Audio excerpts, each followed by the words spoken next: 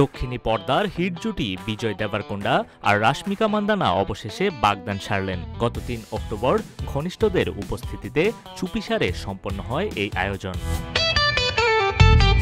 দশেরা উপলক্ষে রাশমিকার শেয়ার করা এই বিশেষ একটি পোস্টেই ছড়িয়ে পড়ে জল্পনা। সেখানে ঐতিহ্যবাহী পোশাকে তিলক দেয়া ছবির ক্যাপশন ভক্তদের নজর কাড়ে, আর সেটি হয়ে ওঠে তাদের নতুন অধ্যায়ের ইঙ্গিত। এখনও আনুষ্ঠানিক ঘোষণা না আসলেও শোবিজ অঙ্গনে গুঞ্জন, আগামী বছর ফেব্রুয়ারি মাসেই বিয়ে করতে চলেছেন রাশমিকা ও বিজয়। গীতা গোবিন্দম ও ডিয়ার কমরেডে পর্দার এই জুটিকে ঘিরে ভক্তদের উন্মাদনা ছিল তুঙ্গে। এবার সেই স্বপ্নের জুটি জীবনে বাঁধতে চলেছেন গাঁটছাড়া।